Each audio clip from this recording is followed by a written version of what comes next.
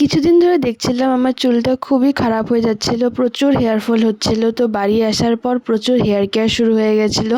প্রথম দিন এসেই মা আমাকে বলল, নেক্সট দিন সকালে তোকে আমি মেহেন্দি লাগিয়ে দিব। তো তার আগে রাত্রেবেলায় সব প্রিপারেশন করে রেখেছিল।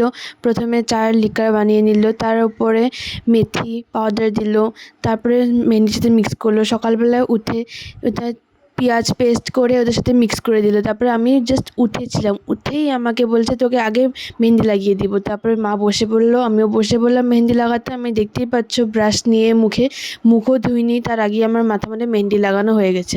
তার আগেই রাত্রেবেলায় আমি তেল লাগিয়েছিলাম যাতে চুলটা আরেকটু ভালো হয়। তো সকালবেলা উঠেই মা আমাকে খুবই ভালোভাবে হাত দিয়ে লাগিয়ে দিল মেহেন্দি, কারণ ব্রাশটা অন্য ডাইয়ের সাথে অ্যাপ্লাই করা ছিল, তো সেটা ভালো হবে না, দুটো একসাথে মিক্সড হয়ে যাবে। তাই মা বললো তোকে আমি হাত দিয়ে লাগিয়ে দিব। তো মা আমাকে লাগিয়ে দিল, তারপর আমি ধুয়ে ফেললাম। খুবই ভালো হয়েছে চুলটা।